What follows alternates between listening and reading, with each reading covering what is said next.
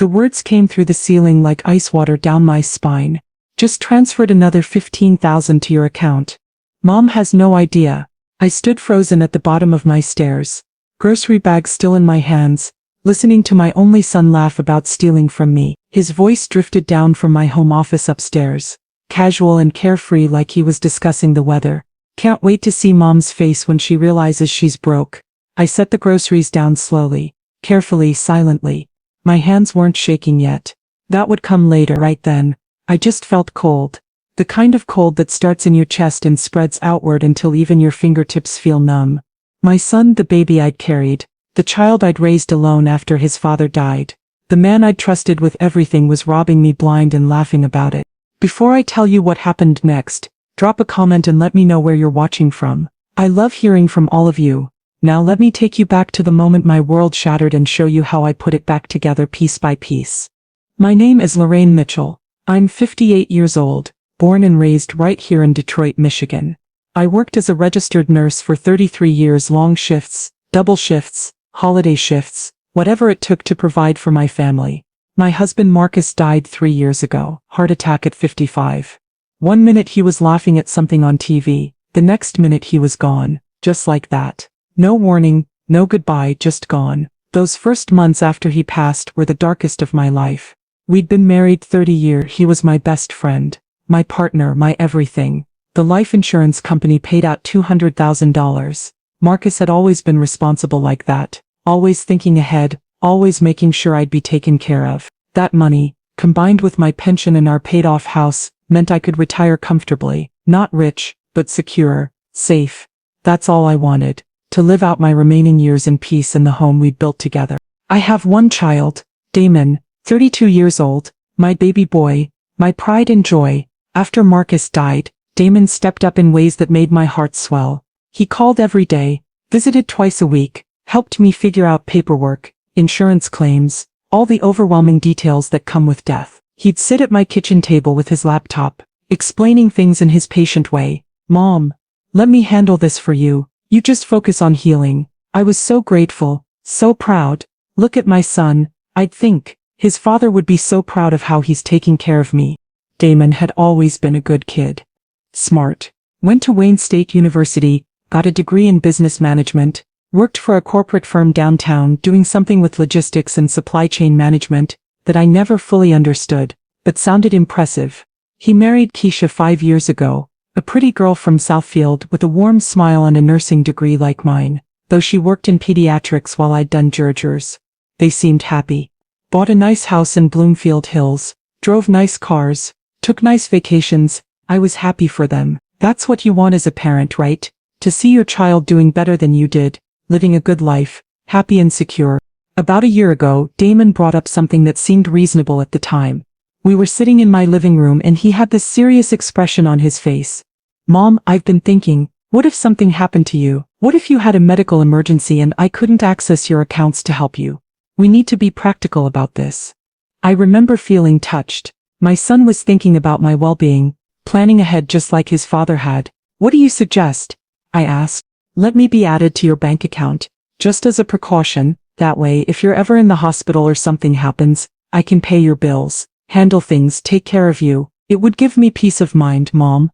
I hesitated. Something about giving someone else access to my money felt wrong, even if it was my own son. But then I thought about being alone in this house, getting older, what would happen if I fell or got sick and couldn't manage things. Damon saw my hesitation. Mom, I'm not trying to take your money. I have my own career, my own income. This is purely for emergencies, for your protection. The way he said it with such concern in his eyes, such sincerity in his voice, how could I say no? This was my child.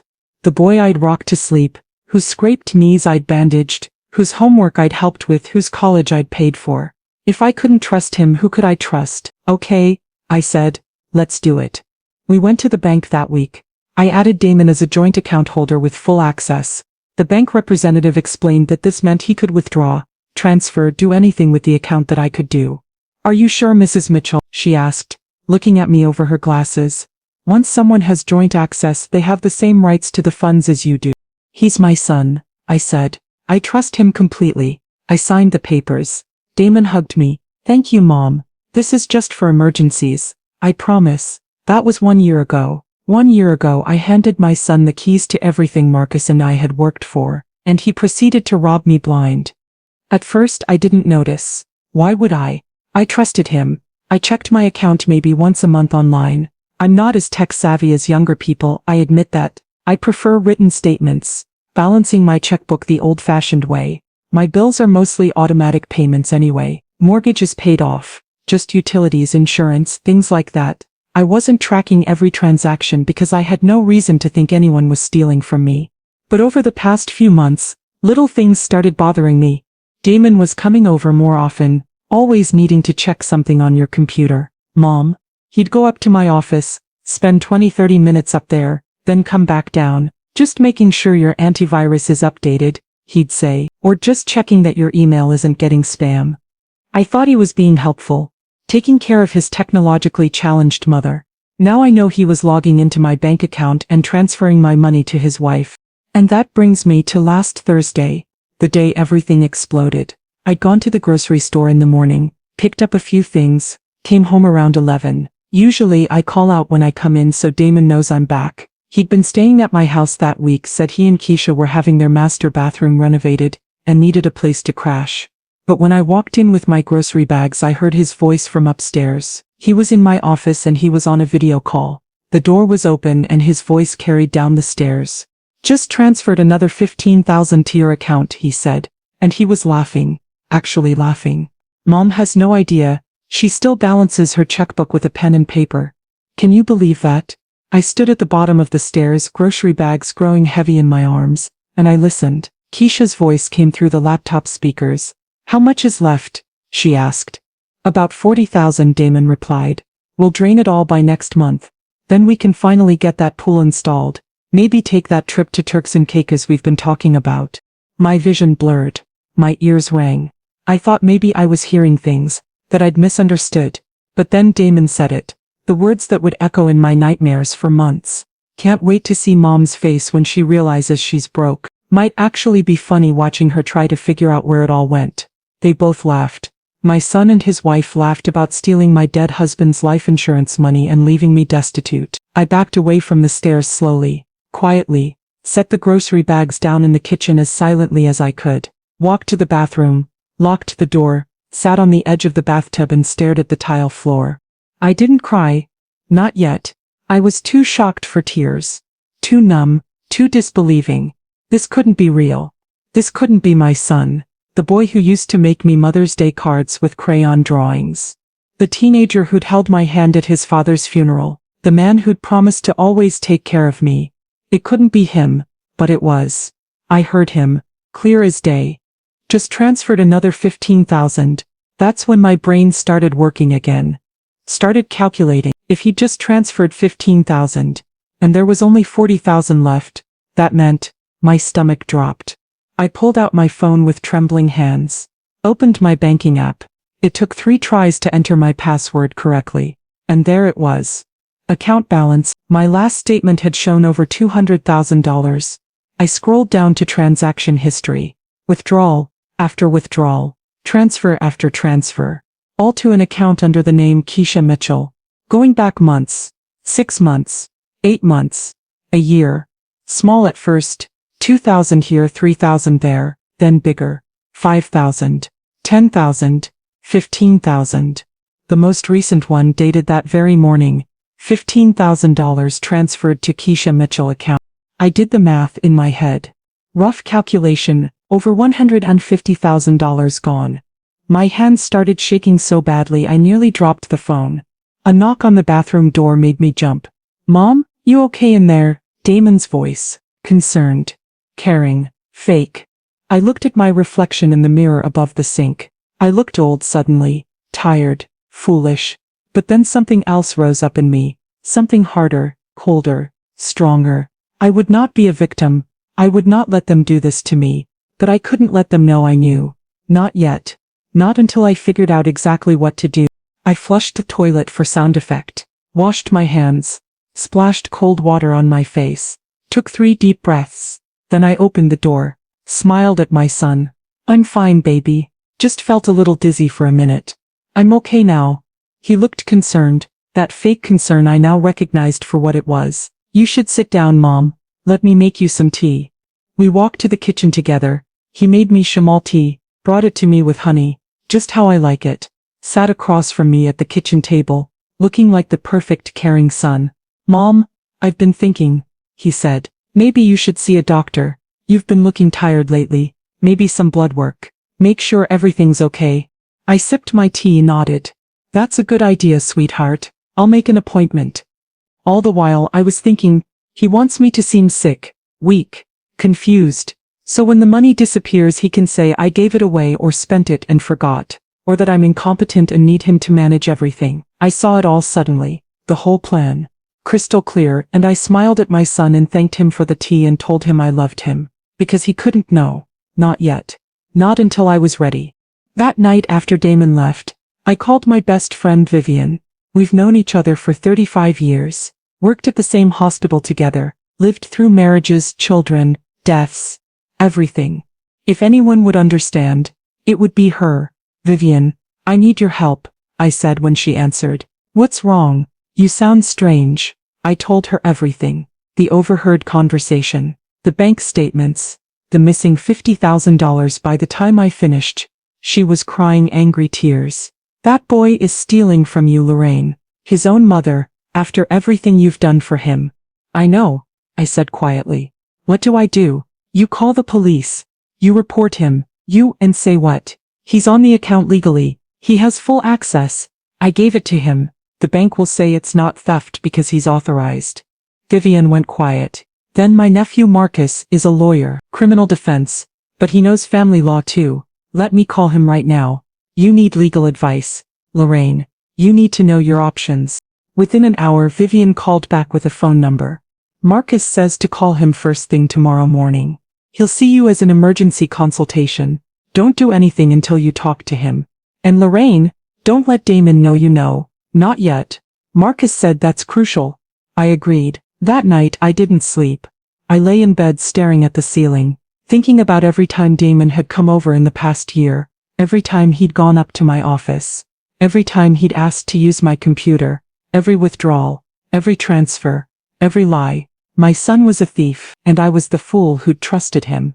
Friday morning I called attorney Marcus Thompson's office at 9 a.m. sharp. His secretary put me through immediately. Mrs. Mitchell, my Aunt Vivian told me about your situation. Can you come in today this afternoon? We met at 2 p.m. His office was in a building downtown, modern and professional. Marcus was 35, clean-cut, sharp-eyed, all business. I liked him immediately.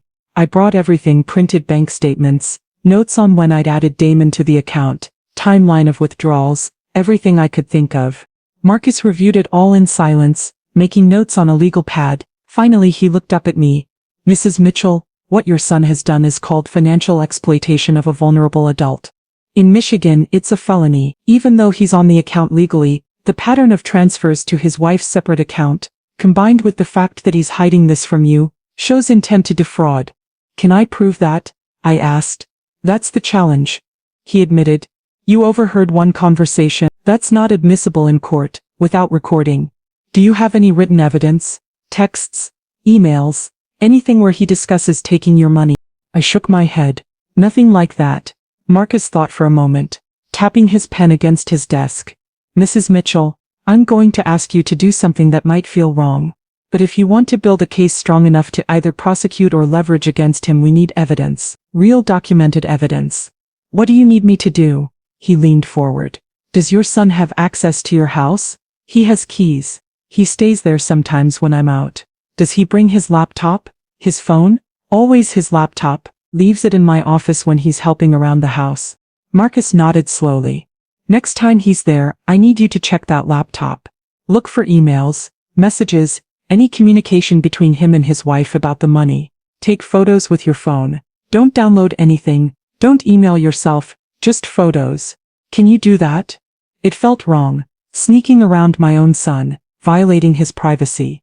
But then I thought about $150,000 stolen, about him laughing with his wife about my confusion, about the nursing home brochures I'd seen in his car last week that I'd thought nothing of at the time. Yes, I said, I can do that. Good. Also, I want you to set up a hidden camera in your office. Something small, something he won't notice. We need to catch him in the act if possible. In Michigan, you're legally allowed to record in your own home without consent. If we can get video of him accessing your accounts and transferring money, combined with any communications we find, we have a solid case. What happens then? I asked.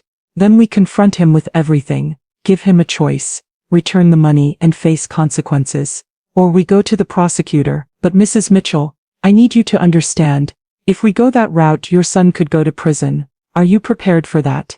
I looked at this young lawyer who reminded me so much of what I'd hoped Damon would be. Honest, principled, strong. Attorney Thompson, my son is already gone. The boy I raised wouldn't steal from his widowed mother. This man who's taken my money. I don't know him. So yes, I'm prepared. That weekend, Vivian came over.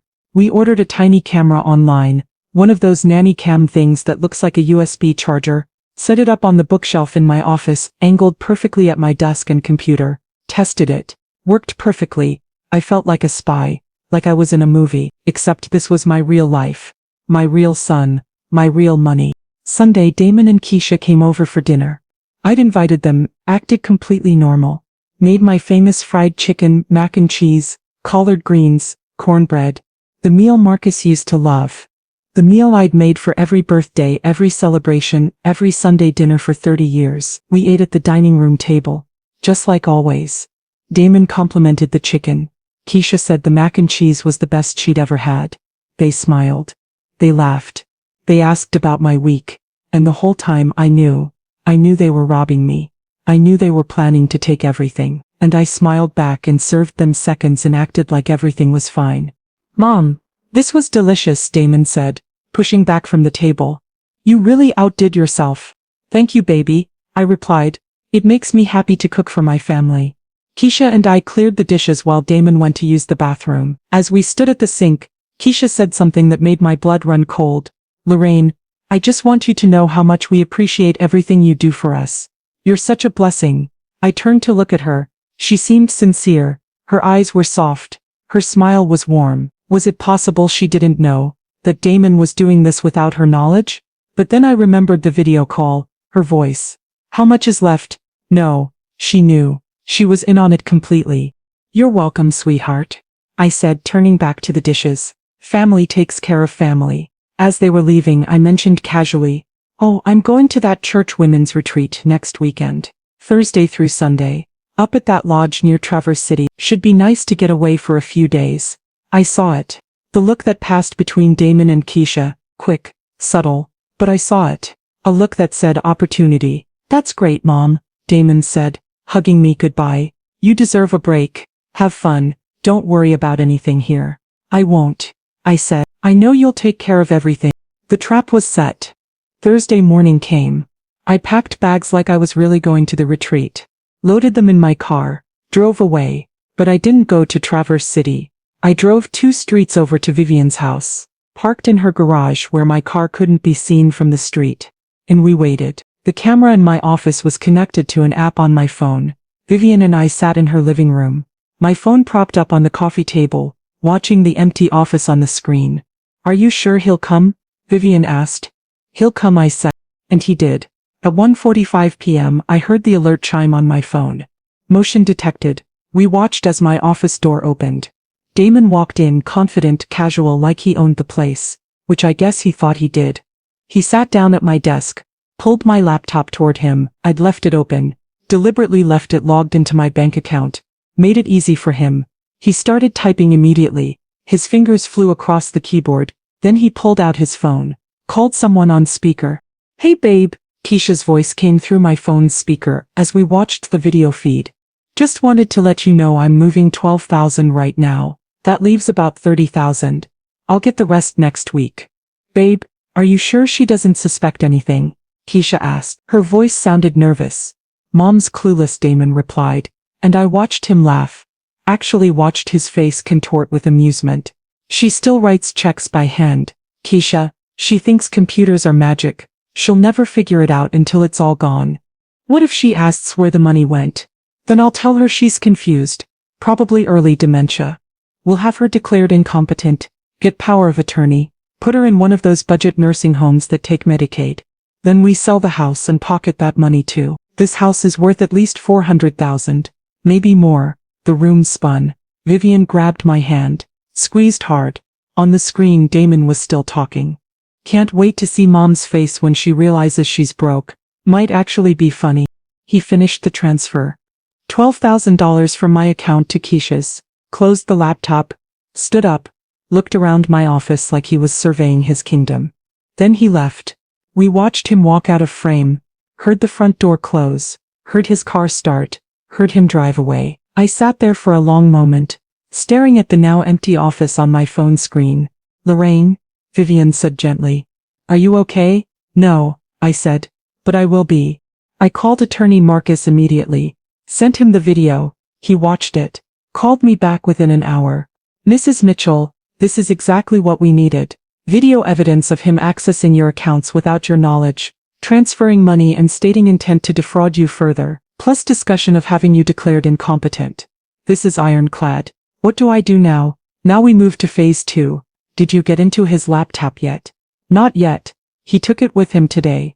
Next opportunity you have, check it. Look for emails, texts, anything that shows planning or discussion of the theft. We want to overwhelm him with evidence so he has no choice but to cooperate.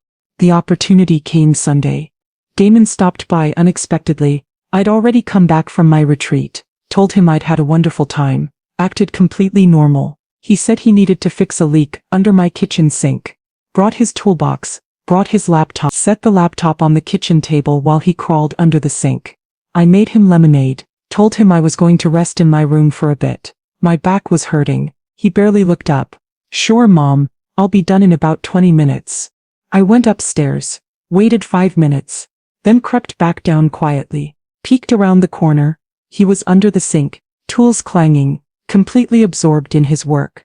His laptop was right there on the table. I grabbed it. Ran back upstairs. Opened it. No password. He was that arrogant, that confident I'd never check. I went straight to his email. Searched for Keisha's name. Found an email thread titled The Plan. Started reading. And with every line, my heart broke a little more. Keisha, Mom will never check the statements. She barely understands online banking. By the time she figures it out, the money will be in your account, and untouchable. We can finally get that house upgraded. Take that trip to Turks and Caicos. Live the life we deserve. Keisha's replied, Damon, your mom worked her whole life for this money. Doesn't it bother you at all? His response, she's old. She doesn't need it. She's going to die soon anyway. We have our whole lives ahead of us. Besides, it's not like she earned it. It's Dad's life insurance. He'd want me to have it. I took pictures of every email, hands shaking so badly I had to steady my phone against my chest between photos. There were dozens. Planning, calculating, discussing how much they could take before I noticed. How they'd explain it if I asked questions. How they'd eventually get me declared incompetent and take the house too. I found something else. A folder on his desktop labeled Senior Living Options. Opened it. Brochures for nursing homes. Not nice ones. Budget facilities. Medicaid facilities. The kind of places you hear horror stories about. Understaffed, overcrowded, people warehoused and forgotten. There was an email draft, unsent, to one facility, inquiring about availability and pricing for my mother. 58 will qualify for Medicaid once assets are depleted. Please send information. He was planning every detail. Take my money. Take my house. Dump me in a cheap nursing home where I'd be lucky to get my medications on time, let alone any dignity or comfort. And he'd do it all while acting like the devoted son. I heard his voice from downstairs. Mom? Where'd you go? Leaks all fixed. I took final pictures, closed the laptop, ran downstairs, laptop under my arm, set it back on the table exactly where it was, smoothed my shirt, walked to the kitchen. I'm here, baby. Just had to use the bathroom. Thank you for fixing the leak. He wiped his hands on a towel, smiled at me. Anything for you, Mom. That smile. That lying smile. Damon, can I ask you something? Of course, Mom. What's up? How are you and Keisha doing financially?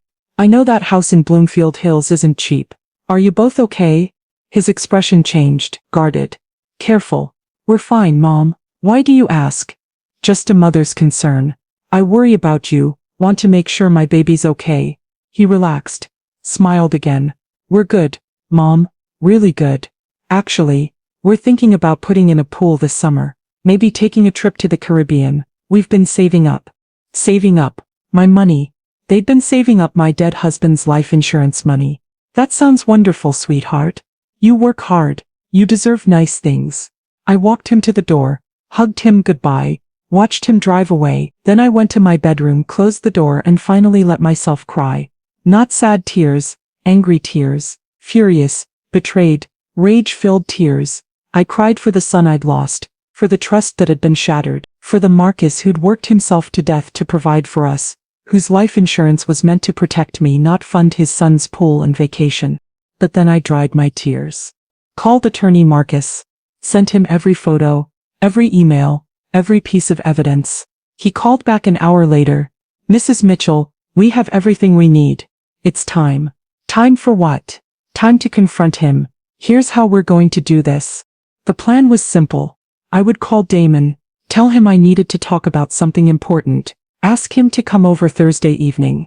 I wouldn't say what it was about, just that it was important. Marcus would prepare all the evidence, printed emails, bank statements, screenshots from the video, everything in a folder. I would confront Damon alone at first, with Marcus on standby by phone. Give Damon a choice, return the money or face prosecution. Thursday evening came. I'd barely eaten all day, too nervous, too angry, too sad, all the emotions swirling together until I felt nauseous. Damon arrived at 6 p.m. Hey Mom, what's this about? You sounded serious on the phone. Come sit down in the living room, baby. We need to talk. We sat on opposite ends of my couch, the same couch where I'd read him bedtime stories when he was little, the same couch where we'd watched movies together, the same couch where he'd cried on my shoulder when his first girlfriend broke his heart. Damon, I know about the money. His face went blank. Completely blank. Like a mask had dropped over his features. What money, Mom? The money you've been stealing from me. The $157,000 you've transferred to Keisha's account over the past year. He tried to laugh it off. Mom, I don't know what you're talking about. Did someone tell you something? Because I have video of you, I said quietly. From last Thursday. You thought I was at the retreat, but I was at Vivian's house. Watching you on camera. I watched you transfer $12,000. I heard you tell Keisha about your plan to have me declared incompetent and put in a budget nursing home. The color drained from his face. He opened his mouth, closed it, opened it again.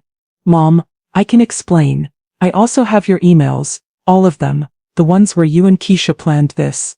Where you said I'm old, and don't need the money. Where you said your father would want you to have it. Where you picked out cheap nursing homes to warehouse me in.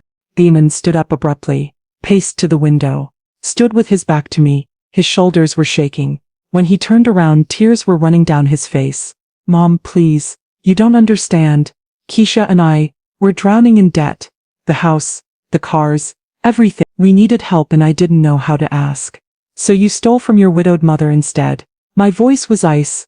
Instead of being honest with me, you spent a year systematically robbing me and planning to put me in a home. I was going to pay you back, he insisted. Eventually, when things got better. No, you weren't. I saw the emails, Damon. You had no intention of paying me back. You thought I'd never figure it out. You thought I was too old, too stupid, too technologically incompetent to notice. He sank back down on the couch, face in his hands. What are you going to do? That depends on you, I said. I pulled out my phone, called attorney Marcus, put it on speaker. Attorney Thompson, I have Damon here. Can you explain his options? Marcus's voice came through clear and professional. Mr. Mitchell, this is attorney Marcus Thompson. Your mother has hired me to handle this matter. You've committed financial exploitation of a vulnerable adult, which is a felony in Michigan. We have video evidence, email evidence, and bank records documenting systematic theft of over $150,000. You could face 5 to 10 years in prison. Your wife Keisha could face charges as well, since the money is in her account, and emails show she was aware and complicit. Damon's face went gray. However, Marcus continued, your mother is willing to offer you an alternative. If you return every penny within 72 hours, sign a legal document admitting what you did, and agree to never access her accounts or assets again, She'll agree not to press criminal charges. But if you violate any term of this agreement, or if the money isn't returned in full by Monday at 5 p.m., we immediately go to the prosecutor. Do you understand? We don't have $157,000, Damon stammered. It's spent. The house down payment, the cars, the renovations, the trips. Then you'll get a loan, I said. Sell the cars, borrow from Keisha's parents, refinance your house.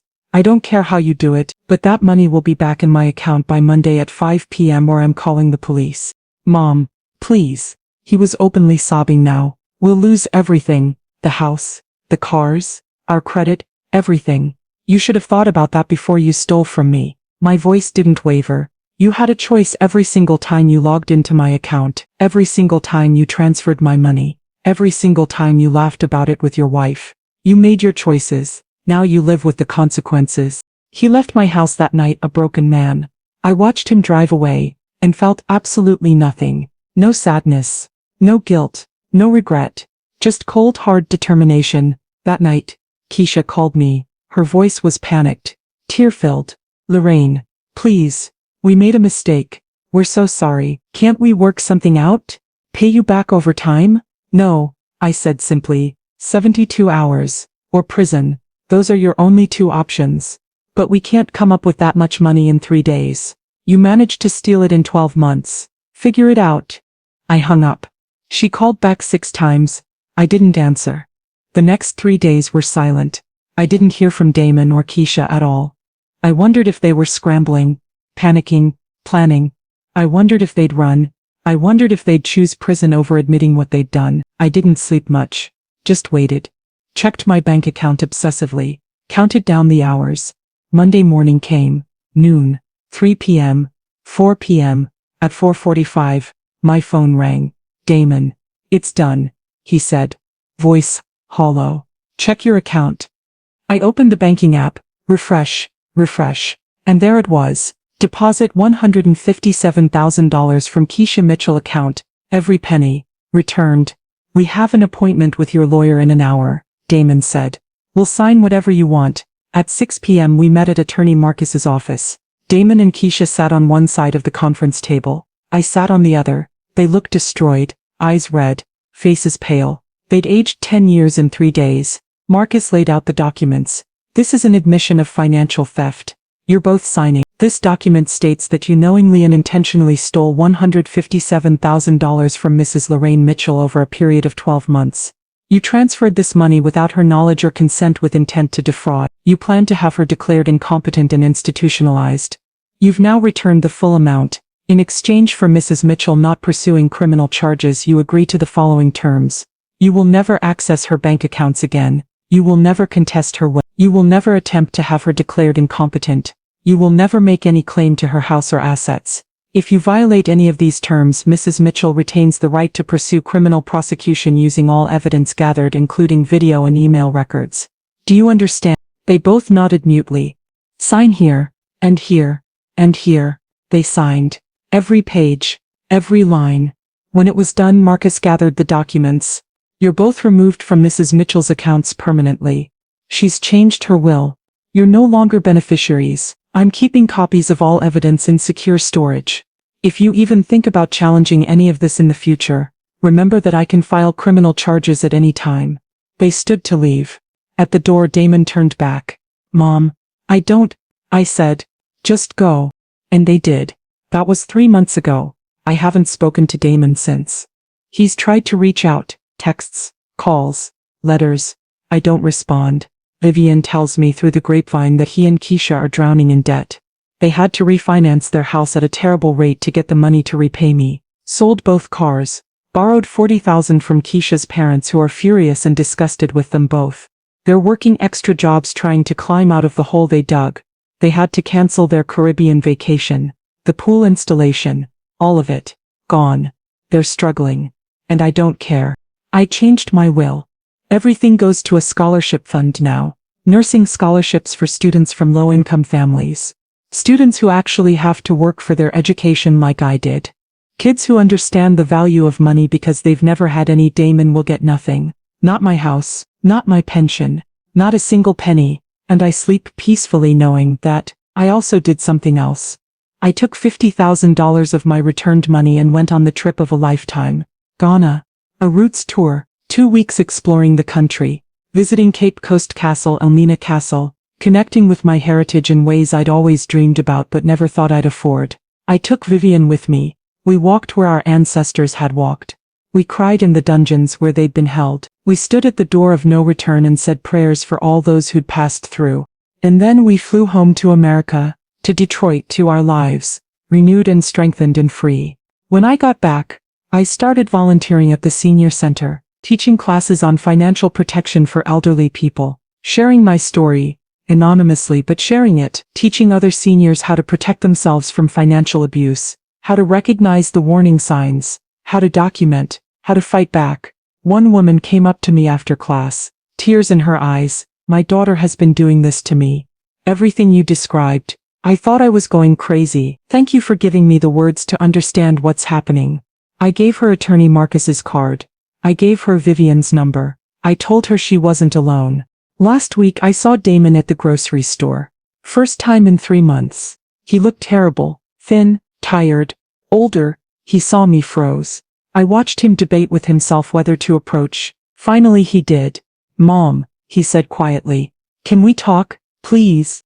I looked at him for a long moment. This man who used to be my son. No, Damon. We can't. You made your choice. These are the consequences. I'm so sorry. If I could take it back. But you can't.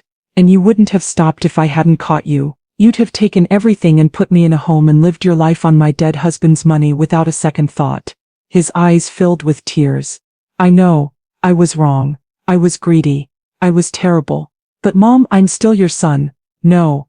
I said. You stopped being my son the moment you decided to steal from me. The moment you laughed about it. The moment you planned to have me declared incompetent and warehoused. You stopped being my son and became a thief. And I don't have room in my life for thieves. I walked past him, left him standing there in the grocery store, went home to my house, my safe secure house with my safe secure accounts that no one can touch, and I made myself dinner and watched TV, and went to bed peacefully, because I chose me, I chose my security, I chose my dignity, I chose my future, and I'd make that same choice again every single day. Some people say I'm too hard on him. That family should forgive. That he made a mistake. But stealing $157,000 over 12 months isn't a mistake. It's a choice. Hundreds of choices. Every transfer, every withdrawal, every laugh, every plan, and I can forgive him. I'm working on that. For my own peace. But forgiveness doesn't mean trust. Forgiveness doesn't mean relationship. Forgiveness doesn't mean pretending it didn't happen. I forgive him for being weak, for being greedy, for being cruel, but I'll never trust him again, and I'll never let him back into my life. I'm 58 years old. I worked my whole life as a nurse, taking care of other people. My husband worked his whole life at the post office, making sure people got their mail. We saved, we sacrificed, we planned, and we made sure that if something happened to him I'd be taken care of. Marcus did that for me. He loved me enough to plan ahead, to get life insurance, to think about my future. And our son tried to steal that future, tried to take everything we'd built, and leave me with nothing. But I didn't let him. I fought back. I documented. I gathered evidence. I confronted him. I took back what was mine. And now I'm living my best life. I'm traveling. I'm teaching. I'm helping others. I'm free. My son thought I was just an old woman who didn't understand technology or banking. He thought I'd never figure it out. He gambled on my ignorance and my trust. And he lost. Because I'm not just an old woman. I'm a nurse who spent 33 years dealing with complex medical systems and detailed paperwork. I'm a widow who had to learn to manage finances after my husband died. I'm a mother who fought for her child's education and future. I'm smart. I'm capable. And I'm not to be underestimated. The money is back in my account. Every penny. Plus I have interest from the time it was gone. The banks investigated and ended up crediting me additional funds as compensation for the unauthorized transfers. I'm actually slightly better off financially than I was before this started. And Damon, he's worse off in every way. Financially ruined. Reputation destroyed. Marriage strained. I heard Keisha's parents are pushing for divorce. Career impacted. Word got around at his job somehow. People talk he lost. He lost everything trying to take what wasn't his. And that's justice. I sleep well at night. I don't have nightmares. I don't feel guilt. I feel peace. Because I know I did the right thing. I protected myself. I held him accountable. I didn't let love blind me to cruelty. I didn't let family ties excuse theft. I saw it for what it was and I acted. And that's what I tell the seniors in my class. If your family is stealing from you, they've already broken the family bond, not you, them. You're not breaking the family by protecting yourself. They broke it by abusing you. Remember that. One woman asked me, but don't you miss him? Don't you wish you could fix it? Every day, I admitted. Every single day I miss the son I thought I had. But that son doesn't exist. Maybe he never did. The man who stole from me, I don't miss him at all. And no, I don't wish I could fix it, because I didn't break it. He did. And it's not my job to fix what he destroyed. It's his job to live with what he's done. This is my life now. And it's enough. It's more than enough. I have my house. I have my money. I have my dignity. I have my peace. I have Vivian and her family, who treat me like blood. I have my students at the senior center who call me for advice. I have my plans for future travels. I have my memories of Marcus, untainted by his son's betrayal. I have myself whole, strong, free, and no one, not even my own son, can take that away from me again. The other day I got a letter, long, handwritten, from Damon. I almost threw it away without reading, but curiosity got the better of me. He wrote pages about how sorry he was, how he'd been going to therapy, how he understood now what he'd done, how he'd destroyed the most important relationship in his life. How he hoped that someday, maybe years from now, I'd be willing to talk to him, how he understood if I never did, how he just wanted me to know he was trying to be better. I read it, folded it, put it in a drawer, and I haven't responded. Maybe someday I will, maybe in 5 years or 10 years, when he's proven he's actually changed, actually become the man I tried to raise him to be. Maybe then we can have coffee somewhere and talk like civilized people. Maybe, but not today, not this year. Not until I'm ready, if I'm ever ready, and that's okay too, because I don't owe him forgiveness on his timeline. I don't owe him a relationship because he's sorry now that he got caught. I don't owe him anything. I gave him everything for 32 years. I gave him life, love, education, support, trust, and he repaid me by stealing my security. The debt is his to repay, not mine, and until he's done that, truly done that, with years of changed behavior, not just words, we're done. My name is Lorraine Mitchell. I'm 58 years old. I'm a retired nurse. I'm a widow. I was a mother. And I'm a survivor. I survived grief. I survived betrayal. I survived theft. And I came out the other side stronger, wiser, freer. This is my story, and I'm sharing it so others know they're not alone. Know they can fight back. Know they can choose themselves, because you can love someone and still walk away. You can forgive someone and still protect yourself. You can be a mother and still hold your child accountable. These things aren't contradictory, they're necessary. And they're what I'm teaching myself every single day as I build this new life. This better life. This life that's finally truly mine. The end.